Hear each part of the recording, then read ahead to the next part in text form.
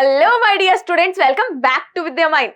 So, students, let's continue with your chapter number 3, electricity, circuits and their components. And in this session, we are going to perform 2 activities related to this chapter. Yes, ये जो activities हैं बहुत important है, आपके इस chapter से related है, तो make sure आप इन्हें बहुत अच्छे से पढ़ें और समझें. So, let's get started. Alright, everyone. तो सबसे पहले हम जो activity perform करेंगे that is to observe the working of a torch light.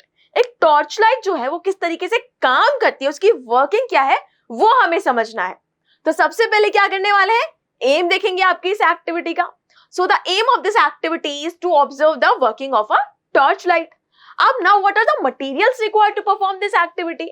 So you need a torch light. Yes, क्या चाहिए आपको इस एक्टिविटी को परफॉर्म करने के लिए, you only need a torch light, क्योंकि उसी की वर्किंग को आपको देखना है. Now steps of the activity. So first of all you have to take a torch light and observe it carefully. आप एक टॉर्च लाइट लीजिए. आपके घरों में जब भी कोई टॉर्च लाइट होगी आप देखिएगा यूज होती होगी, तो वो टॉर्च लाइट है उसको आपको क्या करना है, अच्छे से ऑब्जर्व करना है. After that you have to identify the lamp which is also known as the bulb of the torch light and the switch. तो जो टॉर्च होती है स्टूडेंट्स, उसमें जो बल्ब होता है और इस तरीके से जो स्विच होता है, आपको इन दोनों को बहुत अच्छे से क्या करना है, ऑब्जर्व करना है. After that, slide the switch forward and observe the lamp. अब ये जो स्विच है ना, इस तरीके से ये जो स्विच है, इसको आगे की तरफ क्या करोगे, मूव करोगे. जैसे ही आगे की तरफ मूव करोगे, इस बल्ब को देखना है कि बल्ब कैसे रिएक्ट करता है. After that, slide switch back to this original position and observe again. अब उसके बाद वापस से स्विच को अपनी ओरिजिनल पोजीशन पे या जो भी ऑफ बटन है वहां पर ले आइए. उसके बाद फिर ऑब्जर्व करना है कि अब क्या होता है, हमारे बल्ब में अब क्या चेंजेस आते हैं. And now open the torch light and look inside it. और उसके बाद टॉर्च लाइट को खोलना है और उसके बाद जो भी इसका इंटरनल स्ट्रक्चर है उसे बहुत अच्छे से आइडेंटिफाई करना है, समझना है, ऑब्जर्व करना है. ठीक है, क्लियर हो गया. तो बेसिकली सिंपली अगर मैं आपको बताऊं, टॉर्च लाइट को लो, ऑन करो. जैसे स्विच ऑन करोगे बल्ब कैसे रिएक्ट करेगा देखना है, बल्ब में क्या चेंजेस आएंगे. ऑफ करो, बल्ब कैसे रिएक्ट करेगा, बल्ब में क्या चेंजेस आएंगे वो देखना है. उसके बाद टॉर्च को खोलकर उसके अंदर के जितने भी कंपोनेंट्स हैं उनको ऑब्जर्व करना है. Simple. So students, in this activity you have to observe the working of a torch light. तो इस एक्टिविटी में आपको एक टॉर्च लाइट कैसे काम करती है ये समझना है. तो यहाँ पर I have a torch light, मेरे पास यहाँ पर एक टॉर्च लाइट है. तो आप देखेंगे यहाँ पर टॉप पर इसके ऊपर एक ग्लास है, अंदर इसके क्या होगा, एक बल्ब होगा. साथ ही साथ यहाँ पर आप देखोगे एक स्विच भी प्रेजेंट है. अब आपको ये देखना है कि किस अरेंजमेंट में, किस कंडीशन में ये जो टॉर्च है वो ऑन होती है.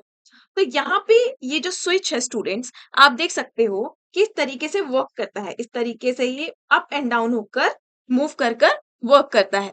अब देखिए जब ये स्विच जो है ये डाउनवर्ड्स है और आप देख सकते हैं कि जो टॉर्च लाइट है वो किसी भी तरह की लाइट को प्रोड्यूस नहीं करेगी.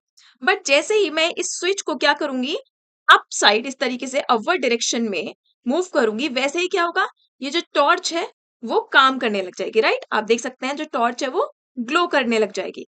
अब इस टॉर्च की वर्किंग को बंद करने के लिए मैं वापस से स्विच को स्लाइड कर दूंगी डाउनवर्ड्स. तो ये जो स्विच है हमने देखा ये टॉर्च की वर्किंग में एक बहुत इंपॉर्टेंट रोल प्ले करता है. जैसे ही आप क्या करते हैं, आप स्विच को ऑन करते हैं स्टूडेंट्स, जो टॉर्च लाइट है वो क्या होती है, ग्लो करने लग जाती है. बट जैसे ही आप क्या करेंगे, इस स्विच को टर्न ऑफ करेंगे, वैसे ये जो आपकी टॉर्च लाइट है काम करना बंद कर देती है. तो हमें समझ आया कि टॉर्च लाइट को फंक्शन कराने के लिए स्विच बहुत इंपॉर्टेंट है. स्विच को ऑन करेंगे तो ये जो लाइट है टॉर्च की वो ऑन हो जाएगी. और जैसे ही आप स्विच को ऑफ करते हैं, जो हमारी टॉर्च है वो काम करना बंद कर देती है. राइट, तो चलिए स्टूडेंट्स अब ये भी देख लेते हैं कि ये टॉर्च जो है वो एक्चुअली में वर्क कैसे कर पा रही है. हमने देखा कि ऑन एंड ऑफ मैकेनिज्म से टॉर्च भी ऑन एंड ऑफ होती है. बट इस टॉर्च में ऐसा क्या है जिसकी हेल्प से ये वर्क कर पाती है, जो इसको पावर देता है. तो आप क्या करेंगे, टॉर्च का जो ये बैक पार्ट होता है इसको आपको ओपन करना है. ओपन करने के बाद आपको इसके अंदर ऑब्जर्व करना है कि क्या प्रेजेंट है. तो यहाँ पर आपको ये कुछ इलेक्ट्रिक सेल्स दिखाई देंगे. सो यहाँ पर देखते हैं 1, 2 एंड 3.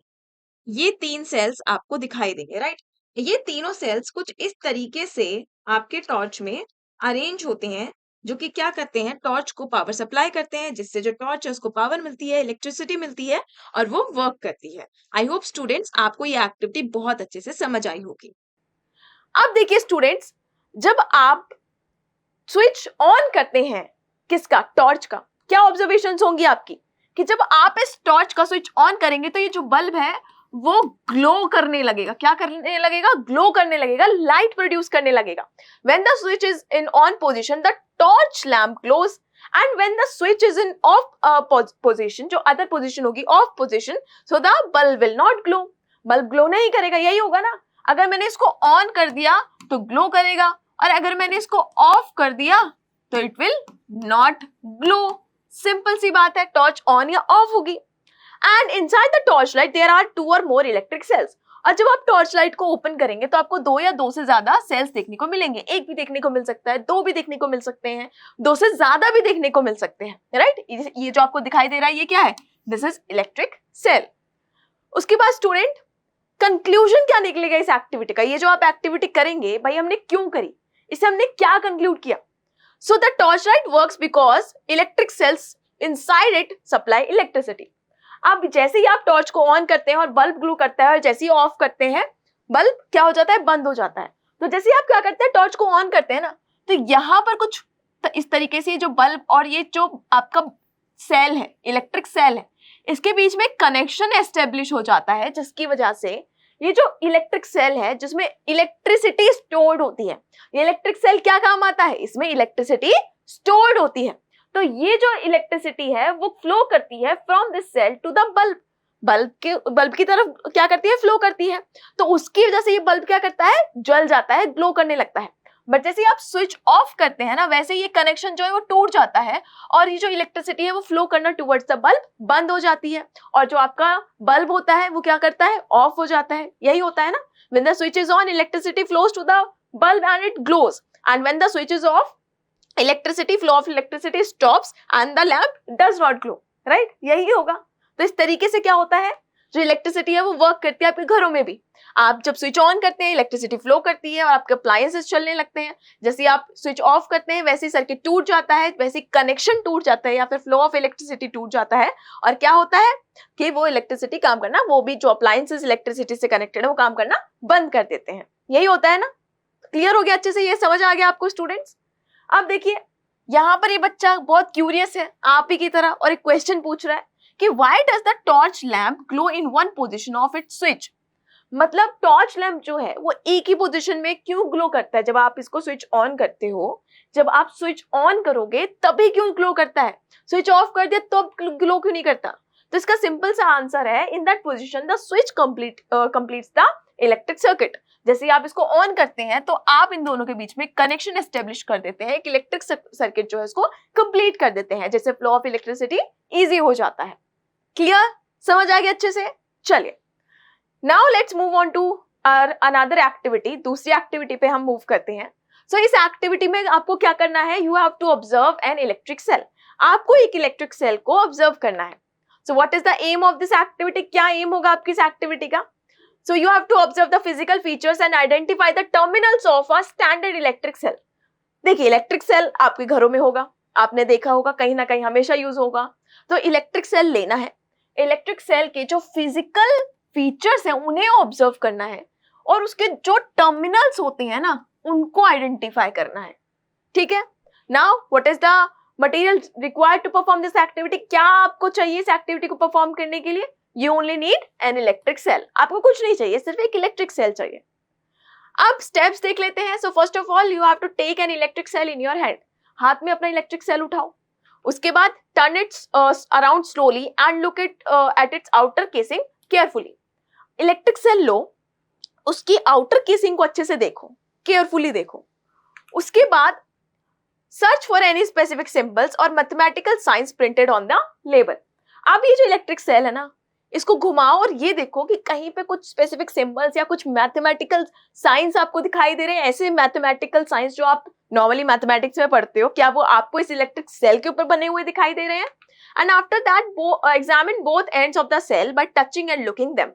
अब उसके बाद आपको ये जो सेल है, इस तरीके से इलेक्ट्रिक सेल आपको दिया गया होगा, तो इसके दोनों एंड्स को देखना। सबसे पहले ये एंड देखोगे फिर उसके बाद ये एंड देखोगे, इन दोनों में क्या डिफरेंस है एक तो वो देखोगे।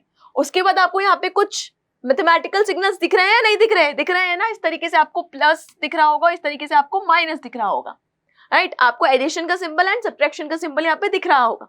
तो अब इनका मतलब क्या होता है ये देखिए। Alright students, so this is an electric cell. ये क्या है? एक इलेक्ट्रिक सेल है। इसी इलेक्ट्रिक सेल को आपको क्या करना है? बहुत अच्छे से ऑब्जर्व करना है और समझना है। तो स्टूडेंट्स, जब आप इस इलेक्ट्रिक सेल को देखेंगे, ऑब्जर्व करेंगे, आपको यहाँ पर इसके दो टर्मिनल्स देखने को मिलेंगे, राइट? आप यहाँ पर देखेंगे इस इलेक्ट्रिक सेल के दो टर्मिनल्स हैं। अब उन्हीं टर्मिनल्स के एंड्स पर आपको कुछ मैथमेटिकल साइंस भी दिखाई देंगे। यहाँ पर आप देखेंगे आपको एक एडिशन का साइन, या मैं बोलूं एक प्लस का साइन आपको दिखाई देगा, और यहाँ पर इसके ऑपोजिट साइड पर दूसरे टर्मिनल पर आपको एक नेगेटिव साइन, या फिर मैं कहूँ एक माइनस का साइन दिखाई देगा, राइट?